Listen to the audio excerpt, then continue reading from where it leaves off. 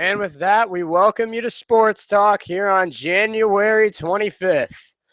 Very excited for the episode of Sports Talk today. We have a lot planned and not a lot of time to do it, so let's get started. In today's show, we will start with our MLB Team of the Week, which in this case is the Los Angeles Dodgers. I hope you join me back on Friday for when it is the Texas Rangers. We'll also go over a trade that occurred in Major League Baseball this week that I believe is worth pointing out. After that, we will move on to the NBA. We will talk games from last night, games that occur tonight, scores and standings, as well as the power rankings. After that, we'll have a short break where our DJ Lingboy will play us a track while we take a short commercial break. We will come back, do some college basketball rankings, some National Hockey League scores, games tonight, standings, and power rankings for there as well. And then we will end the show with something new and something that is very common here on Sports Talk. We're going to add in Australian Open update in tennis, as well as go over the recent championship games in the NFL. And I have an announcement about the Super Bowl, and I know you guys will be excited to hear it. If you know, you probably already know what I'm talking about. I had a similar announcement for baseball, so I'll give you a little hint there, but that's coming a little later on in the show. Let's get started, shall we? I am excited to be back. I've had such a long week, but it's great to be back where my sports, man, that's all that keeps me going, really, honestly. So let's start with Major League Baseball. Hope you stick around. Hope you like and subscribe on YouTube and tune into the show on Friday. But moving into Major League Baseball, the Tampa Bay Rays trade second baseman Logan Forsythe to the Los Angeles Dodgers and receive back right-handed pitcher Jose De Leon. Forsythe in his career with the Rays has a 255 batting average, 55 home runs, 203 RBIs, 185 walks, and 34 stolen bases, while De Leon last year in AAA had 4 games started, 2-0 with a 6.35 ERA, 5 home runs given up, 7 walks, and 15 strikeouts. So he's a very inconsistent pitcher. I mean, I think the Dodgers won this trade. The Dodgers get a solid second baseman to replace Chase Utley in Logan Forsythe. They know what they're getting with him. He's a good contact hitter. He has occasional power. He's a great defender. Above average speed. And then De Leon, though, he's an unproven commodity in minor league baseball. He went 2-0, yeah, but the ERA above 6. He gave up 5 home runs in just 4 games, 7 walks. Didn't get a whole lot of strikeouts. I mean, I don't know what the Rays were thinking doing this straight up. I would have made them throw in maybe Alex Verdugo as well, but I guess that's why I'm not a GM in Major League Baseball. I hope it works out for both sides. But yeah, that was the trade that occurred on Monday night in Major League Baseball. So we will move on now to the team of the week, the Los Angeles Dodgers. The LA Dodgers last year went 91-71, won the National League West, and ended up losing to the Cubs in 6 games in the National League Championship Series. A couple key additions for the Dodgers this offseason. They didn't really bring in anyone new. It was mainly just re-signing from last year's team. But they did bring in Logan Forsythe, but they re-signed Kenley Jansen, Justin Turner, Rich Hill, Scott Van Slyke, and Chris Hatcher. Key departures for the Dodgers, you have second baseman Chase Utley, starting pitcher Joe Blanton, and corner outfielder Josh Reddick. So moving on to some of the top prospects in the Dodgers organization, starting with number 5, you have outfielder Yusniel Diaz. Number 4, you have right-handed pitcher Yadier Alvarez. Number 3, second baseman Willie Calhoun. Number 2, outfielder Alex Verdugo. And number 1, drum roll, please, Cody Bellinger is the number 1 prospect in the LA Dodgers organization. So let's take a little more of an in-depth look at some of these prospects. Starting with number 5, Yusniel Diaz, an outfielder. He's 6'1", 195 pounds, a 20-year-old that they signed out of Cuba. He bats and throws right-handed. In his minor league career, he is batting .267 with 9 home runs, 57 RBIs, 8 doubles, and 7 triples in about a year and a half. Moving on to number 4, right-handed pitcher, the only pitcher on this list, Yadier Alvarez. He's a 6'3", 175-pound right-handed pitcher. He's 20 years old as well, also signed out of Cuba. And his minor league career, about the same span as Diaz. He is 4-3 with a 2.12 ERA, 21 walks, 81 strikeouts, and a whip of 1.03. A very solid up-and-coming pitcher for the Dodgers. Number 3, you have Willie Calhoun, second baseman. He's 5'8", 187 pounds, a very small 22-year-old. He bats left and throws right. He was a 4th-round pick in the 2015 draft. And in his minor league career, he's batting .277 with 38 home runs, 136 RBIs, 48 doubles, 80 walks, and 103 strikeouts. Moving on to number 2, you have outfielder Alex Verdugo. He is a 6', 205-pound lefty, 20-year-old. He was a 2nd-round pick in the 2014 draft. And in his minor league career, he's batting .302 with 25 home runs, 165 RBIs. He's definitely an RBI machine for the Dodgers farm system. 48 doubles, 80 I'm sorry, I read that wrong. 70 doubles, 8 triples, 85 walks, and 150 strikeouts. And moving on to the number 1 prospect in the Dodgers farm system, you have Cody Bellinger, who is a 6'4", 210-pound lefty, 21-year-old. He was a 4th-round pick in the 2013 draft. Wasn't projected to really be all that great. I mean, 4th-round picks are projected bench players.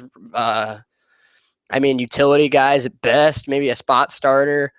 But this guy in AAA last year, he's going to start on the Dodgers this year. Mark my words, this guy is the next big thing for the Dodgers. He is replacing Adrian Gonzalez.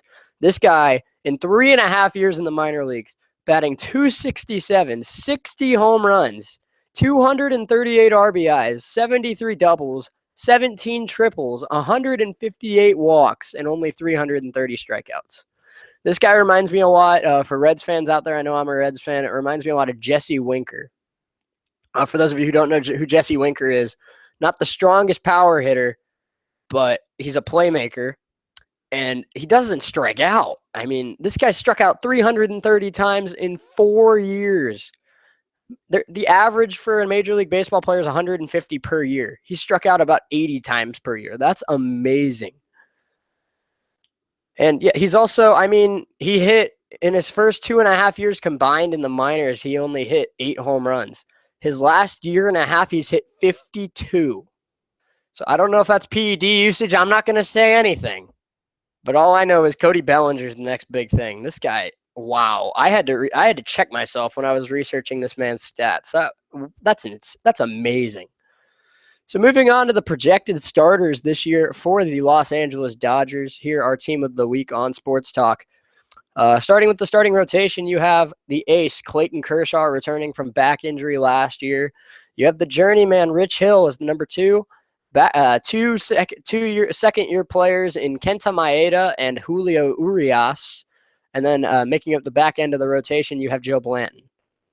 In the bullpen, they haven't made a lot of bullpen signings, but they have a couple very big-name bullpen guys. Pedro Baez, Chris Hatcher, Josh Fields, Luis Avilan, and, of course, the closer, Kenley Jansen. So moving on now to the field starters for the Dodgers this year. You have catcher Yasmani Grandal, first baseman Adrian Gonzalez, second baseman, the guy who they just traded for, Logan Forsythe, shortstop Corey Seager, third baseman Justin Turner, left field Howie Kendrick, center field is Jack Peterson, and right field, and earning his spot back this year, Yasiel Puig. So that now moving on to my season predictions for the LA Dodgers to finish off the team of the week. I have the Dodgers going 92-70, winning the National League West, and losing in the National League Divisional Series to the Washington Nationals. So that is how I see the Dodgers doing this year. Join me on Friday for when we move back to the American League and talk the Texas Rangers, one of my favorite non-Reds teams. and definitely a very intriguing team with up-and-coming players such as Joey Gallo and Nomar Mazzara. So join us on Friday for the Texas Rangers Team of the Week here on Sports Talk. But that concludes the LA Dodgers. We will move on to the NBA. Some scores from last night. You had the Spurs edge the Raptors 108-106. The 76ers over the Clippers 121-110. The Wizards over the Celtics 123-108. The Bulls over the Magic 100-92. The Nuggets over the Jazz 103-93. The Timberwolves over the Suns 112-111. So while we're talking a little bit here about the Spurs and just a couple players that stand out to me, the Spurs, Kawhi Leonard, this guy is amazing. Kawhi Leonard puts up 40 on LeBron. He's the only person that can score against LeBron. I've learned that over the last couple of years of watching NBA basketball. Kawhi Leonard, amazing. I could see him leading the Spurs past the Golden State Warriors, believe it or not. There's two teams, in my opinion, that can beat the Warriors. It's the Cavaliers and the Spurs. Moving on to the 76ers, you have Joel Embiid, rookie superstar, injuring himself this week with a left knee contusion.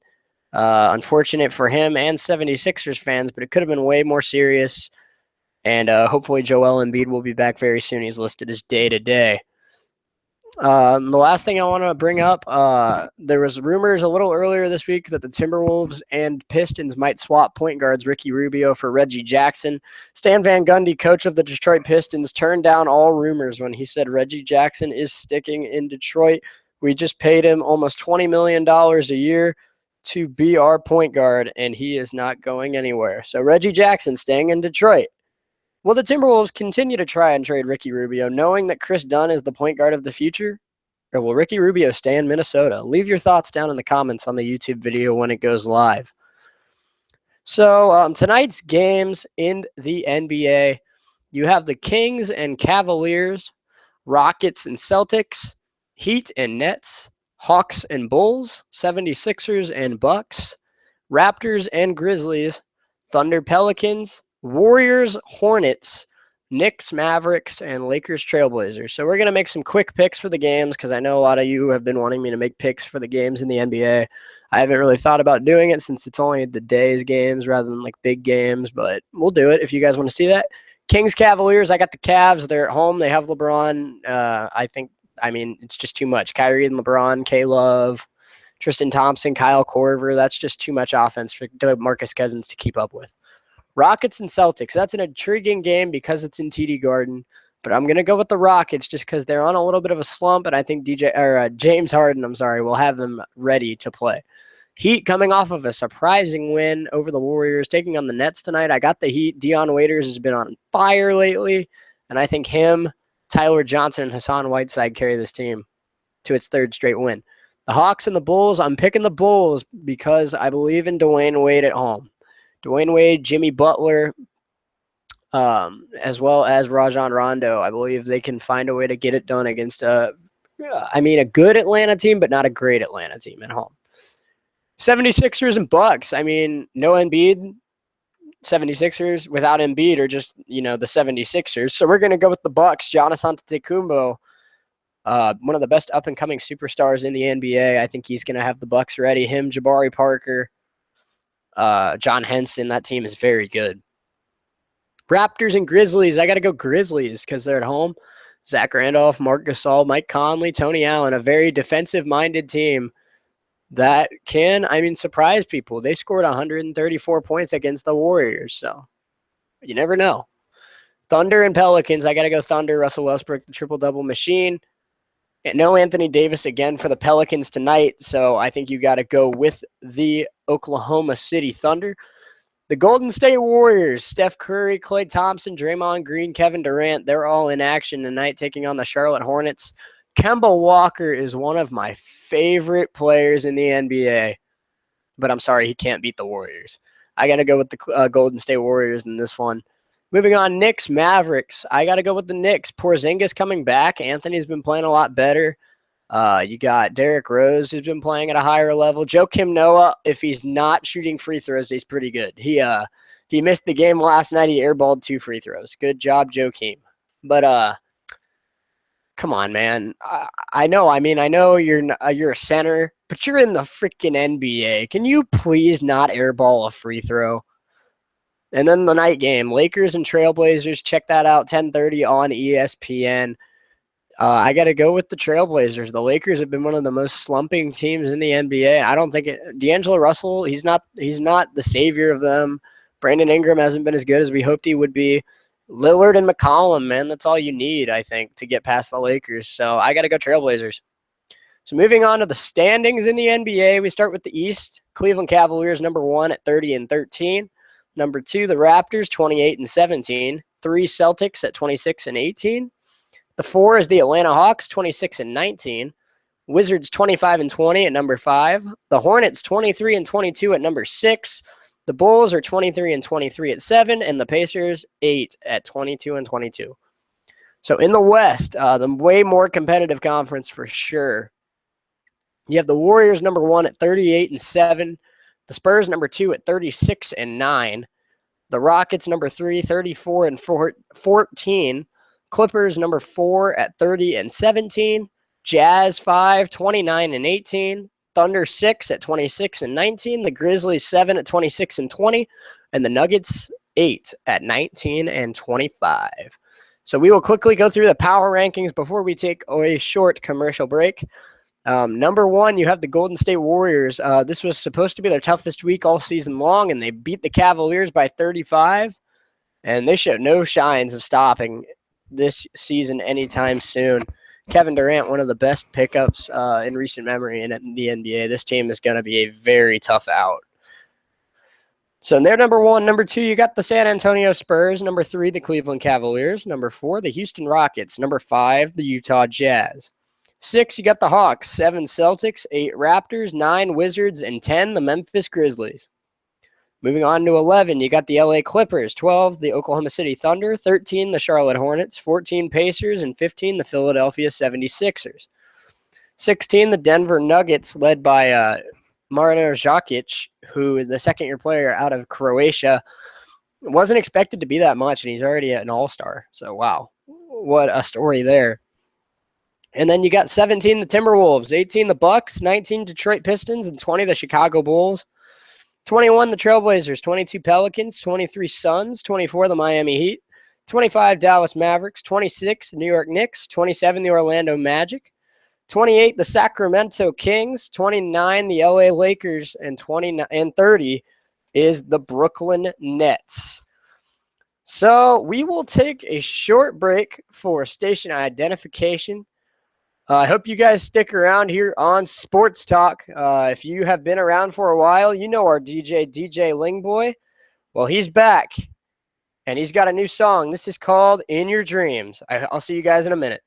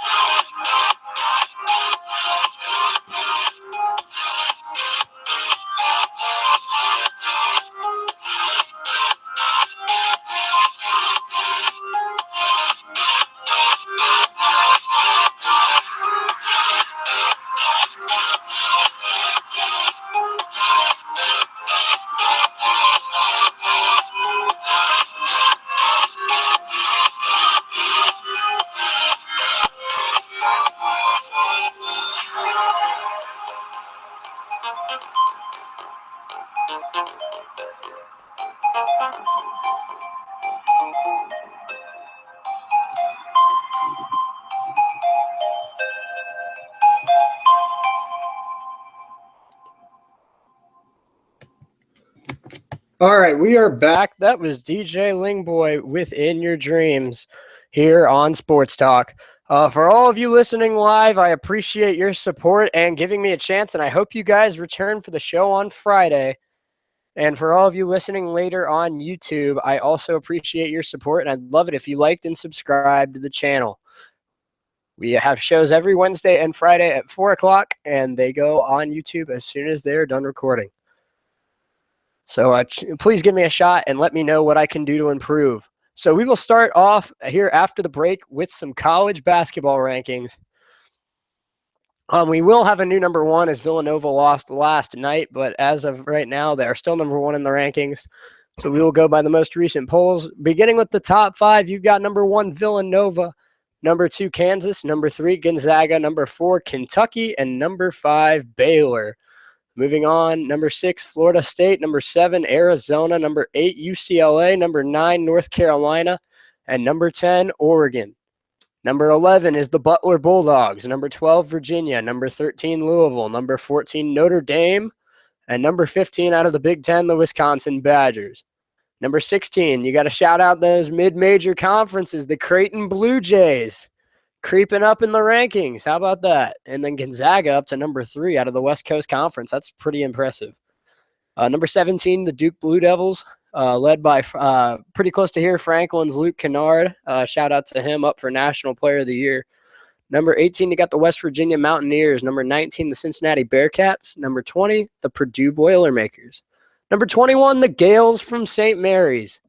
Number 22, Maryland Terrapins. 23 is the South Carolina Gamecocks. Number 24, the Xavier Musketeers. And number 25 out of the SEC, the Florida Gators. So that concludes college basketball. My favorite teams, the UD Flyers and Ohio State Buckeyes. I mean, UD's good, but not good enough to be ranked. And then Ohio State, God, don't even. Ohio State wins football season, right? So next up, we have the National Hockey League. Some scores from last night. In overtime, the Bruins edged the Detroit Red Wings 4-3. The Kings beat the New Jersey Devils 3-1. The New York Islanders over the Columbus Blue Jackets 4-2. St. Louis Blues shut out the Pittsburgh Penguins 3-0. Montreal Canadiens over the the Calgary Flames 5-1. The Ottawa Senators defeat the Washington Capitals 3-0. The Buffalo Sabres over the Nashville Predators 5-4. San Jose Sharks of the Winnipeg Jets 4-3. The Tampa Bay Lightning edge the Chicago Blackhawks 5-2. The Minnesota Wild defeat the Dallas Stars in a shootout 3-2. Tonight's games feature the Toronto Maple Leafs against the Detroit Red Wings from Joe Louis Arena. You've got the Philadelphia Flyers taking on the New York Rangers, the Vancouver Canucks and the Colorado Avalanche, and the Edmonton Oilers taking on the Anaheim Ducks. All right, so moving on, we'll quickly go over the standings in the NHL as well as the power rankings. Starting off with the standings in the Atlantic, in the Eastern Conference, number 1, you have the Montreal Canadiens with 65 points. Number 2 is the Ottawa Senators with 57 points. Number 3, the Boston Bruins with 54 points. Number 4, the Toronto Maple Leafs with 53 points. Number 5, the Florida Panthers with 50 points. Number 6, the Buffalo Sabres, 49 points. Number 7, the Detroit Red Wings, also with 49 points. And number 8, the Tampa Bay Lightning, also with 49 points. The tiebreakers go to a head-to-head record. So Buffalo has beaten Detroit. Detroit has beaten Tampa Bay, and Buffalo has also defeated Tampa Bay. The Metropolitan, Washington, number 1 with 70 points. Number 2 is the Columbus Blue Jackets with 68 points. Number 3, the Pittsburgh Penguins with 65 points. Number 4, the New York Rangers with 63 points. Number 5, the Philadelphia Flyers with 52 points. Number 6 is the New York Islanders with 49 points. Number 7, the Carolina Hurricanes with 49 points. And number 8, the New Jersey Devils with 49 points. So moving on into the Western Conference, in the Central division, you have number 1, the Minnesota Wild with 67 points. Number 2, the Chicago Blackhawks with 65. Number 3, the Nashville Predators with 54. Number 4 is the St. Louis Blues with 53. Number 5, the Dallas Stars with 48 points. Number 6, the Winnipeg Jets with 48 points. And number 7, the worst team in the NHL, the Colorado Avalanche with 28 points. And in the Pacific Division, number 1, you have the San Jose Sharks with 64 points. Number 2, the Anaheim Ducks with 63. Number 3, the Edmonton Oilers with 60. Number 4, the Calgary Flames with 51. Number 5, the Los Angeles Kings with 50. Number 6, the Vancouver Canucks with 50. And number 7, the Arizona Coyotes with 36. So moving on to the power rankings in the NHL. Number 1, you have the Washington Capitals. Number 2 is the Minnesota Wild. Number 3, the Pittsburgh Penguins. Number 4, the Anaheim Ducks. And number 5 is the San Jose Sharks. Moving on, number 6, Columbus Blue Jackets. Number 7, the Edmonton Oilers. Number 8, the Montreal Canadiens. Number 9 is the New York Rangers. And number 10 is the Chicago Blackhawks. Number 11, you have the Nashville Predators. Number 12, the Ottawa Senators. Number 13, the Toronto Maple Leafs up north in Canada. Number 14, the Vancouver Canucks, also up in Canada. Number 15, the Winnipeg Jets, also up in Canada. So the 3 Canada teams back to back to back. Number 16, the St. Louis Blues. Number 17, the Calgary Flames. Number 18, the Los Angeles Kings. Number 19, the New Jersey Devils. And number 20, the Philadelphia Flyers. Number 21 is the Buffalo Sabres. Number 22, the Carolina Hurricanes. Number 23 is the Boston Bruins. Number 24 is the Florida Panthers. Number 25, the New York Islanders. Number 26 is the Detroit Red Wings. Number 27, the Tampa Bay Lightning. Number 28 is the Dallas Stars. Number 29 is the Arizona Coyotes. And number 30, last but not least, well, kind of least, I mean, they suck, but the Colorado Avalanche. So we will take another short commercial break for DJ Lingboy to display some of his new music. When we come back, it's Australian Open tennis update, as well as coverage from the NFL championship games and a couple big announcements leading up to Super Bowl 51. So this is DJ Lingboy again with his mix Celestial. I'll see you guys real soon.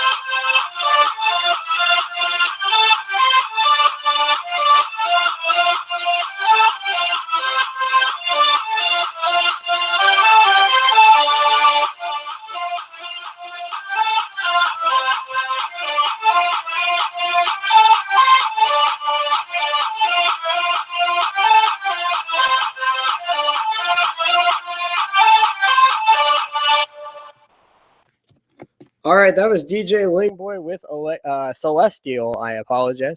Check him out on SoundCloud. He goes again by the name DJ Lingboy. Let him know Sports Talk sent you. This show today is sponsored by Honda. Honda with the new 2017 Accord. Drive and live happy. So some breaking news out of the NBA. According to reports, you have a trade that was declined by the Cleveland Cavaliers And that was an offer for Carmelo Anthony for Kevin Love. Obviously, if that trade would have happened, the Cavaliers would have had to move LeBron James to power forward, and they would have gotten really small at the in their lineup. But I mean, a very intriguing offer. Apparently, the Cavaliers have turned it down already. But let's look more into this report here. Yeah, it was a Kevin Love, Carmelo Anthony swap between the Knicks and Cavaliers. So a very intriguing deal. I mean, I don't. It says according to the Knicks, they would have gone to Anthony and to waive his no trade clause if Cleveland would have shown interest. But Anthony, one of 3 NBA players with a full no trade clause in his contract, alongside LeBron James and Dirk Nowitzki. LeBron has been vocal in recent weeks about another point guard to fill the voids created by Matthew Dellavedova and Timofey Mozgov leaving. But, I mean, they need a point guard. They don't need another forward. LeBron James and Carmelo Anthony are very good friends. They've both expressed interest in the past in playing together, but Cleveland is not prepared to surrender Love to get Anthony after the role Love played in helping the Cavaliers get their first championship in franchise history. Anthony's future with the Knicks has become a daily topic of conversation despite his no-trade clause, and widespread suspicions that team president Phil Jackson wants to move him and start anew with second-year forward Kristaps Porzingis as the centerpiece for the New York Knicks. ESPN's Ian Begley reported earlier in January that in the Knicks organization, they believe it's best if the Knicks and Carmelo Anthony part ways.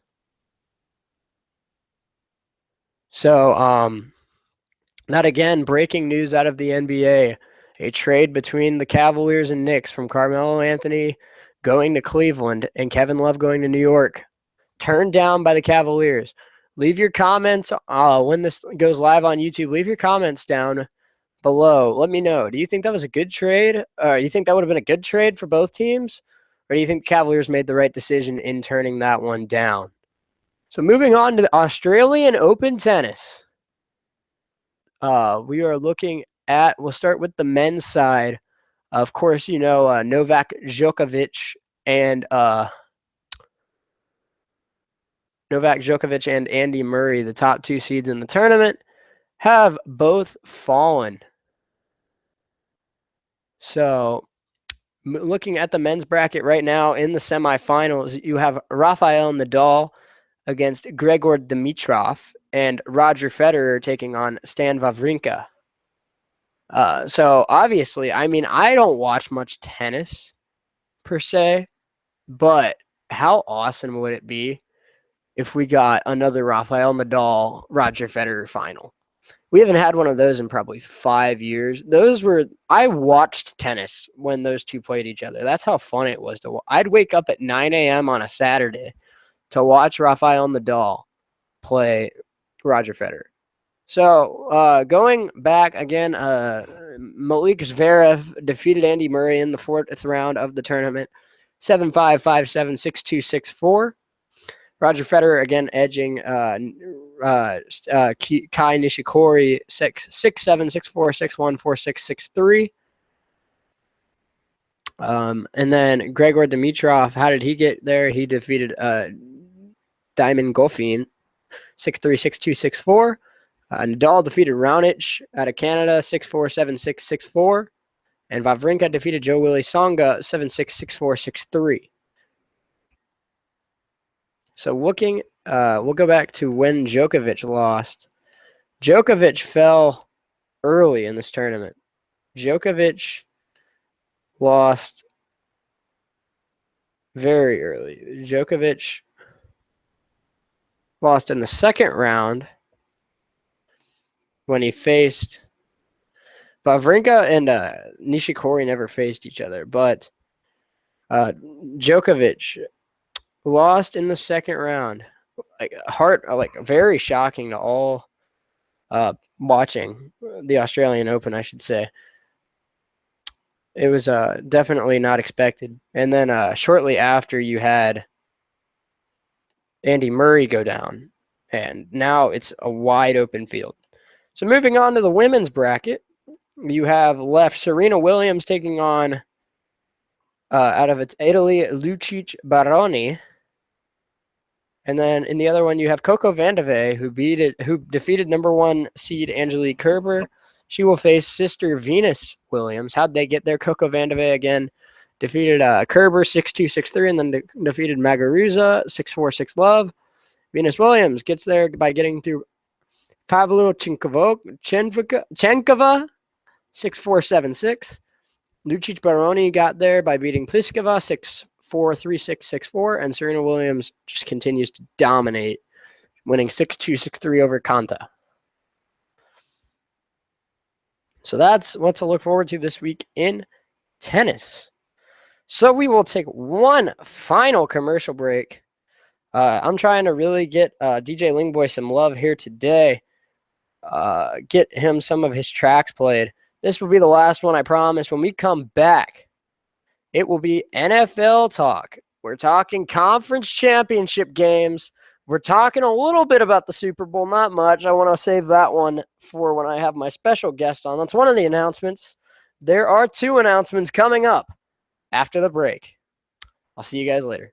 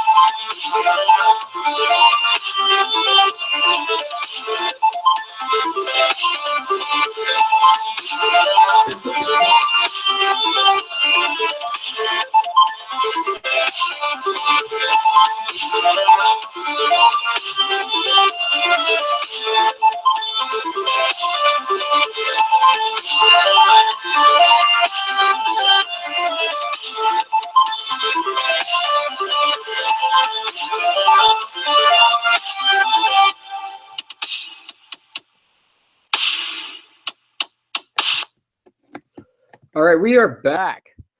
Thank you for putting up with that longer break. We had to take care of some stuff here in the studio. But shout out to DJ Lingboy for having some pretty awesome tracks to play while we take care of that. So moving on to the NFL as promised to end this show. We start with the NFC Championship game where my Super Bowl pick, the Atlanta Falcons, defeat in an utter smackdown the Green Bay Packers, 44-21. Some notable stats before starting with the Packers: Aaron Rodgers, 27 of 45, 287 yards, 3 touchdowns, and an interception. Randall Cobb, 6 catches, 82 yards. Jared Cook Jr., 7 catches, 78 yards, and a touchdown. And Jordy Nelson playing with broken ribs. I mean, I'm not a huge Packers fan, but that's tough, man. That's hard to do. I have recently fractured some ribs as well, and I can't even barely walk. I can't even imagine playing football. So shout out to Jordy Nelson, man. That's tough. But he had 6 catches, 67 yards, and a touchdown as well. Moving on to the Falcons, likely MVP Matt Ryan, 27 of 38, 392 yards, 4 touchdowns. Julio Jones had 9 catches for 180 yards and 2 touchdowns. Mohamed Sanu, 5 catches, 52 yards, and a very nice one-hand catch for a touchdown. Rashid Hageman and Tyson Jackson each had a sack on defense. And Ricardo Allen picked off Aaron Rodgers in the third quarter. Moving on to the AFC Championship, you had the Tom Brady Patriots demolish the Pittsburgh Steelers 36-17. Some notable stats from both sides, starting with the Pittsburgh Steelers. You had Ben Roethlisberger go 31 of 47, 314 yards, 1 touchdown, 1 interception. Antonio Brown kept relatively in check by Malcolm Butler, but he did still have 7 catches for 77 yards. Eli Rogers had 7 catches for 66 yards. Then you had on defense Lawrence Timmons with 14 tackles. And Sean Davis, the rookie out of Maryland, and Javon Hargrave, the rookie out of South Carolina State, each get a sack. For the Patriots, Tom Brady, the golden boy, 32 out of 42, 384 yards, 3 touchdowns.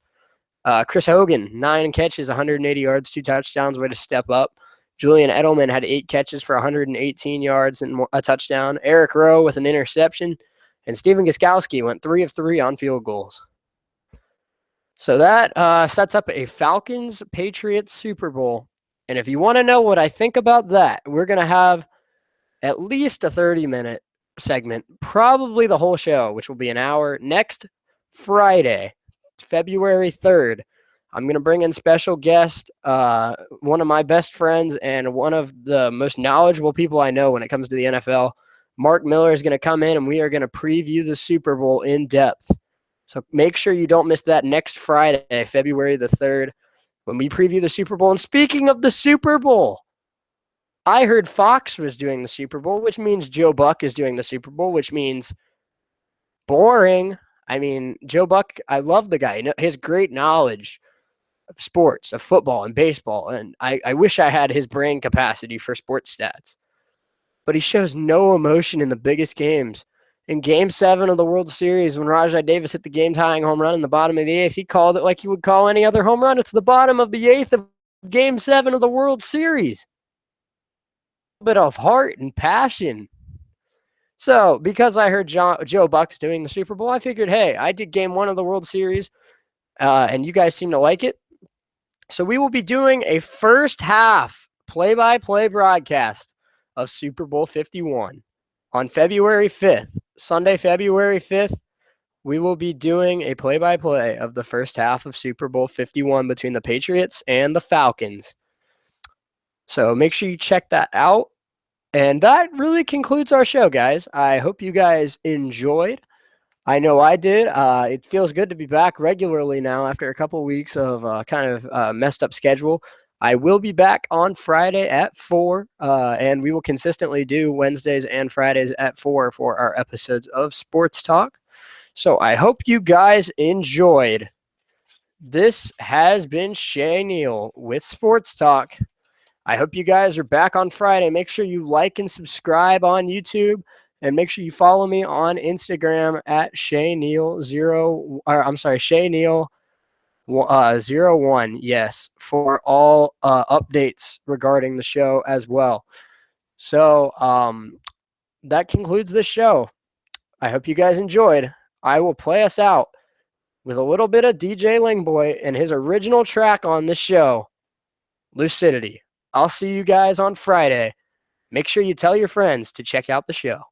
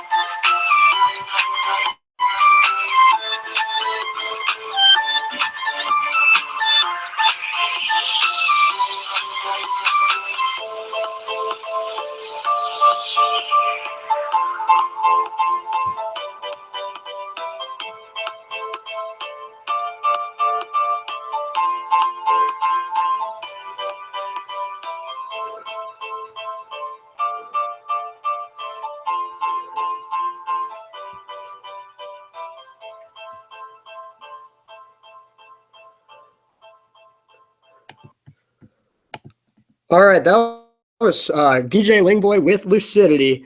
That is the episode of Sports Talk. I'll see you guys back here on Friday. Until then, thank you, God bless you, and God bless sports. I'll see you guys Friday.